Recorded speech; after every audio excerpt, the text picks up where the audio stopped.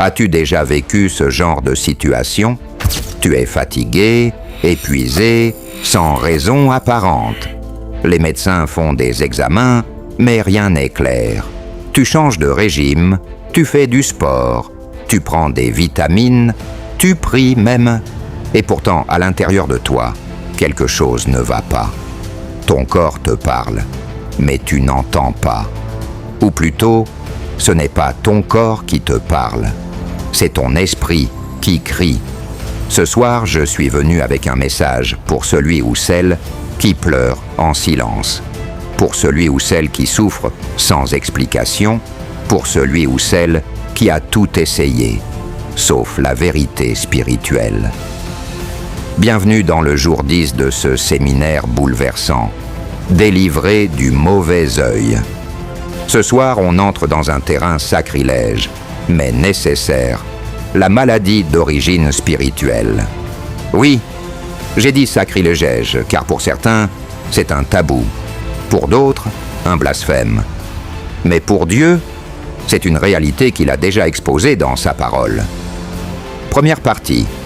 Ouvrons les yeux sur ce que la science ne voit pas. Tu peux avoir un traitement, mais ne jamais guérir. Tu peux faire un scanner, un IRM, des radios. Mais l'origine est dans un autre règne.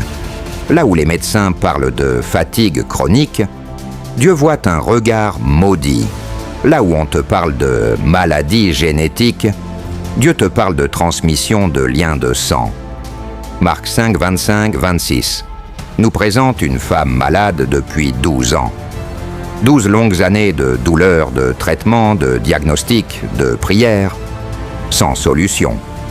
Et pourtant, sa solution n'était pas un médecin, mais une rencontre divine. Pas un cachet, mais un toucher spirituel. Pas un traitement, mais une libération. Deuxième partie, le mauvais œil. Ce regard qui brise les organes. Tu as déjà remarqué? Tu te sens bien, plein air de vie. Tu fais un témoignage, tu publies une belle photo, et boum! Le lendemain, migraine, douleur au dos, fébrilité, insomnie, malaise.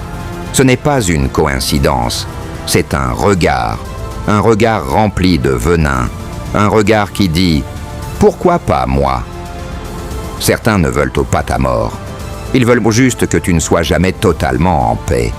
Ils veulent te voir vivre, mais boiteux, exister, mais dans la douleur. Tu respires, mais tu luttes. Tu manges, mais ton estomac réagit. Tu dors, mais tes nuits sont tourmentées. Il est temps de reconnaître que le mauvais œil peut être l'origine de tes malaises. Troisième partie. Reconnaître les signes spirituels dans le corps physique. Voici les 7 signes qu'une maladie est d'origine spirituelle. 1. Elle résiste à tout traitement logique. 2. Elle commence après une élévation ou une bénédiction. 3. Elle se manifeste de manière migrante. Aujourd'hui ici, demain ailleurs. 4. Elle se réveille dans certains lieux ou avec certaines personnes. 5. Tu ressens une oppression pendant la prière ou le jeûne. 6. Elle provoque une mélancolie inexpliquée. 7. Elle bloque ton ministère, ton travail ou ton couple. Eh bien, Luc 13, 11 et 16 nous parle d'une femme courbée pendant 18 ans. Les gens voyaient un problème de dos. Yehoshua, lui, a vu un esprit et il l'a libéré. Quatrième partie.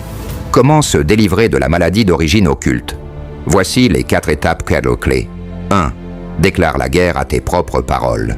Arrête de dire « ma maladie, mon diabète, mon anémie ». Proverbe 18, 21. La vie et la mort sont au pouvoir de la langue. 2. Ferme les portes au spirituel. Repens-toi de tout péché, même héréditaire. Sanctifie-toi. Ne tolère aucune impureté. 3. Prie avec autorité. N'implore pas la maladie. Ordonne-lui de sortir. Appelle la maladie par son nom et chasse-la. 4. Prophétise ta guérison. Ésaïe 53.5. Par ces meurtrissures, nous sommes guéris. Chaque matin, parle à ton corps. Chaque soir, parle à ton sang. Cinquième partie. Prière de guérison spirituelle. Seigneur Yehoshua, je viens devant toi avec mes douleurs visibles et invisibles. Je te confesse mes failles, mes péchés, mes maux de mort. Je te demande de purifier mon corps, mon sang, mes cellules. Je ferme toutes les portes spirituelles que j'avais ouvertes. Je déclare aujourd'hui, je suis guéri, restauré et délivré.